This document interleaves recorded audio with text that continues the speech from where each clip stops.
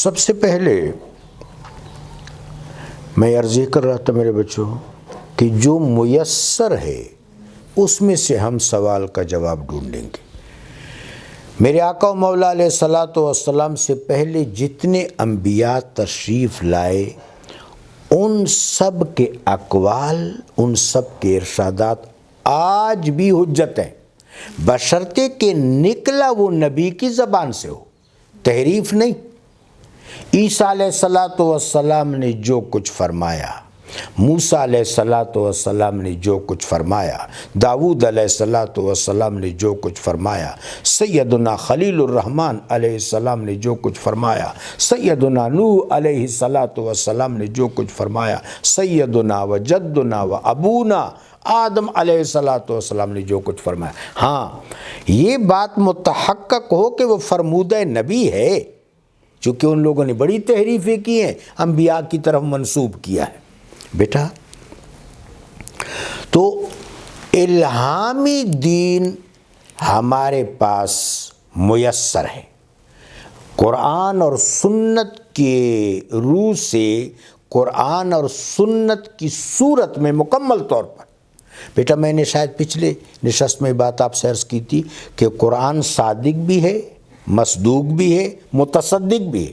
صادق کہ اپنے سے پچھلے تمام صحائف کی تصدیق کرتا ہے، مصدوق وہ صحائف اس کی آج بھی تصدیق کرتے ہیں، متصدق کہ ان صحائف، ان پورے الہامی تسلسل اور نظام کی صحیح اور ریکٹیفائڈ صورت پیش کرتا ہے۔ تو بیٹا حجت کیا ہے؟ اللہ کی کتاب اور اللہ کے نبی کی سنت۔ اس حجت میں سے اس سوال کا جواب کیا ہوگا بیٹا؟ وَيَسْأَلُونَكَ عَنِ الرُّوحِ، اے میرے حبیب آپ سے روح کے متعلق پوچھتے ہیں۔ قُلِ الرُّوحُ مِنْ أَمْرِ رَبِّي، اے میرے حبیب آپ فرما دیجئے روح امر میں سے ہے۔ بچوں من کے حرف جار پر اہل علم کے درمیان کچھ اختلاف بھی ہے۔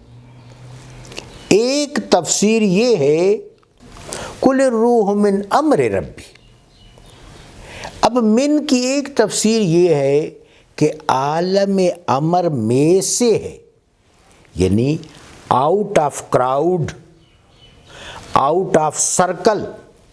بچوں اگر یہ تفسیر کی جائے تو مطلب کیا ہے کہ عالم امر کل ہے اور یہ جزو ہے، ایسا ہی ہے نا۔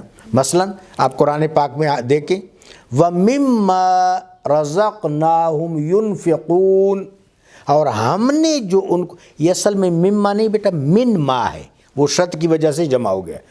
من ما رزقناہم ینفقون، جو بھی ہم نے اس کو ان کو رزق دیا اس میں سے انفاق کرتے ہیں۔ تو آپ کیا کرتے ہیں بیٹا؟ 100 روپے میں سے 2.5 روپے دیتے ہیں، وہ بھی اگر کوئی صاحب نصاب ہو کہ جس کی ضروریات پوری ہوتی ہوں، روٹین کی ضروریات، لائبلٹی کے لیے الگ سے پیسہ محفوظ ہو کہ یہ بچی کی شادی کرانی ہے، یہ بچے کو تعلیم دلوانی ہے، اس کی الگ سے آپ کے پاس پیسے ہیں، اس پر مستزاد اگر پیسے ہیں بیٹا، سیوڈ اماؤنٹ ہے، ذخیرہ سونا ہے یا ذخیرہ پیسے ہیں، اس پر پھر زکوٰۃ ہے۔ پھر آپ کیا 100 روپے سارے دیتے ہیں بچوں؟ نہ، 100 روپے میں سے 2.5 روپے دیتے ہیں، 1000 میں سے 25 دیتے ہیں، اس انداز سے آگے چلتا ہے۔ تو اب بعض اہل علم کہتے ہیں کہ قُلِ الرُّوحُ مِنْ أَمْرِ رَبِّي، عالم امر کی اس وسعتوں میں سے یہ ہے، وہ بے کراں وسعتیں۔ میرے بچوں جب دنیا نیچی کی طرف، دنیا کہہ رہا ہوں، جب فیکون نیچی کی طرف آتا ہے تو نقطہ آغاز کا جہان بہت بڑا ہوتا ہے۔ اب عالم امر بہت بڑا، اس کے بعد عالم جبروت بہت بڑا، اس کے بعد عالم ملکوت بہت بڑا، اس کے بعد عالم میثاق بڑا، پھر چھوٹے ہوتے جاتے حتیٰ کہ یہ دنیا بیٹے بہت چھوٹی۔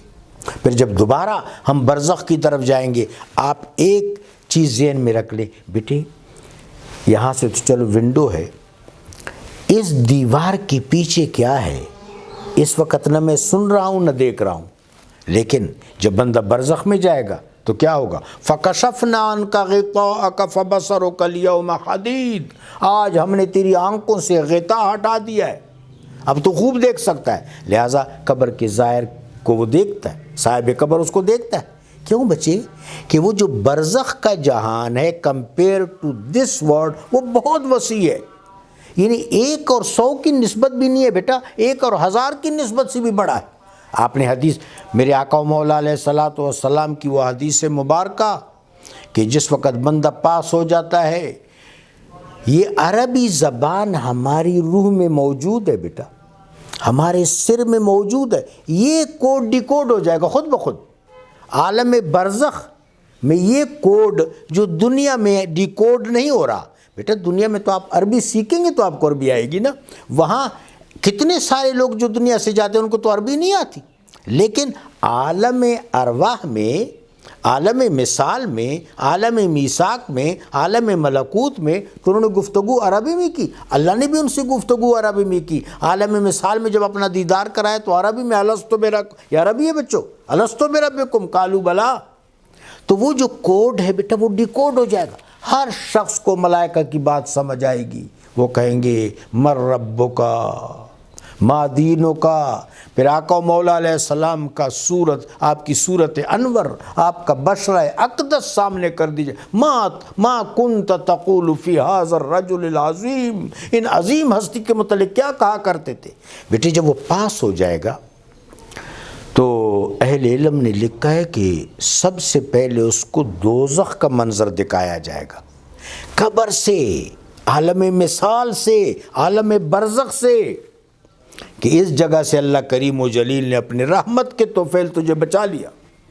پھر جنت کا منظر دکھایا جائے گا، قرآن پاک میں آتا ہے فروح وریحان وجنت النعیم، وہاں اس کو پھر راحت ملے گی، خوشبو ملے گی، جنت کی نعمتوں کو وہ دیکھتا رہے گا، اور اس کی قبر حد نظر تک وسیع کر دی جائے گی۔